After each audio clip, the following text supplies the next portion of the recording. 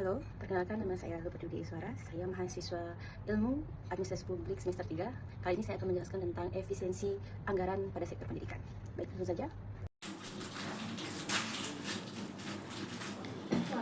langsung saja. Saya akan menjelaskan dampak efisiensi anggaran pada sektor pendidikan.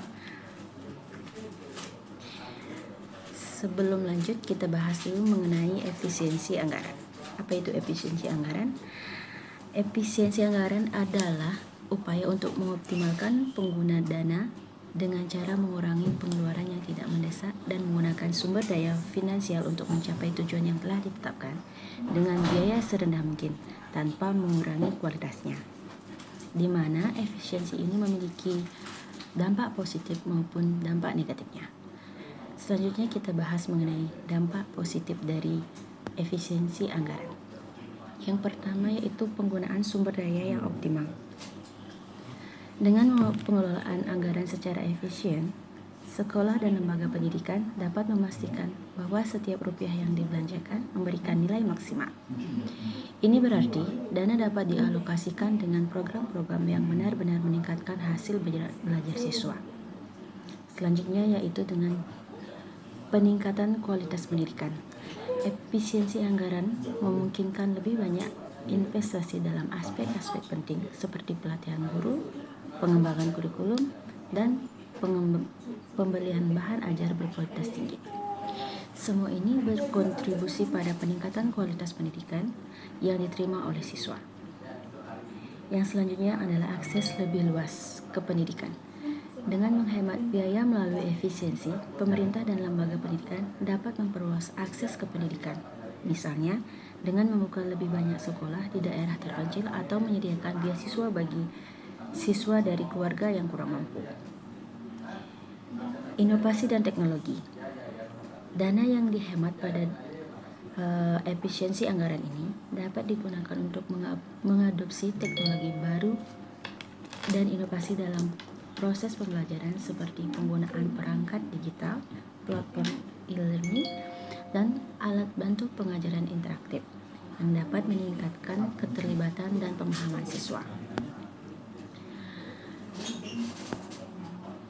Ada juga dampak positifnya yaitu fasilitas yang lebih baik di mana efisiensi anggaran dapat memungkinkan perbaikan dan pemeliharaan fasilitas pendidikan, menciptakan lingkungan belajar yang lebih aman dan nyaman bagi siswa dan staf. Ada pula dukungan untuk program khusus, di mana dengan anggaran yang dikelola secara efisien, sekolah dapat mendanai program-program khusus yang mungkin tidak terjangkau sebelumnya, seperti program seni, olahraga, atau dukungan untuk siswa berkebutuhan khusus. Stabilitas keuangan jangka panjang. Efisiensi anggaran membantu memastikan bahwa lembaga pendidikan memiliki stabilitas keuangan jangka panjang, memungkinkan mereka untuk merencanakan dan melaksanakan program-program pendidikan dengan lebih baik tanpa khawatir tentang kekurangan dana. Dengan demikian, efisiensi anggaran dalam sektor pendidikan dapat menghasilkan manfaat yang luas dan berkelanjutan, asalkan dilakukan dengan perencanaan yang matang dan fokus pada peningkatan kualitas pendidikan, serta pemerataan akses bagi semua siswa. Selanjutnya kita bahas mengenai dampak negatif dari efisiensi anggaran.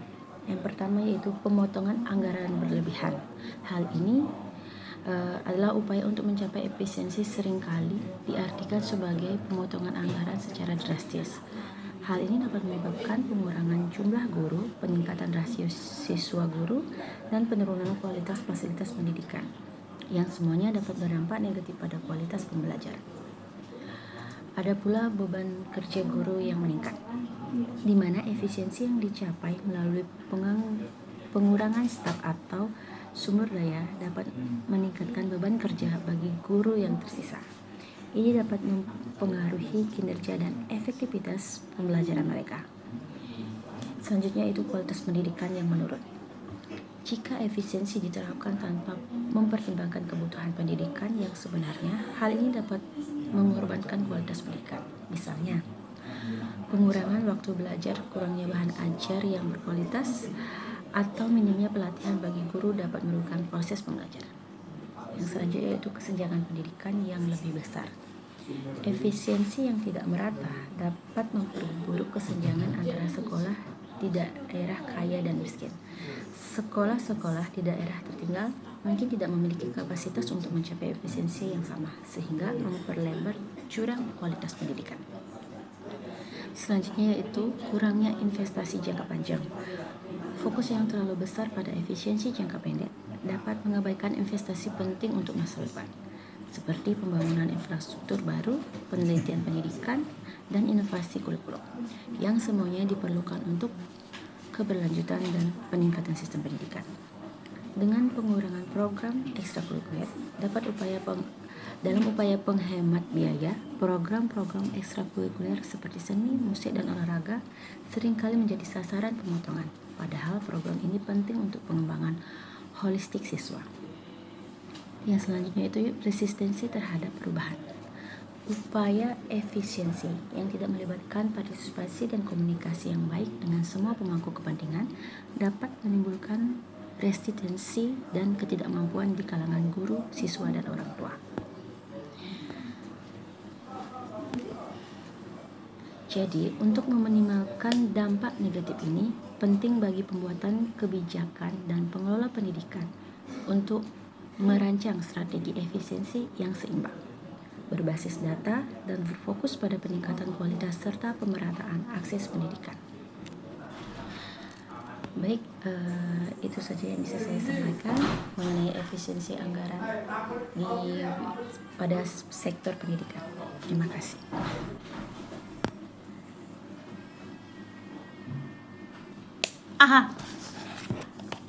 Terima kasih. Sudah, teman-teman.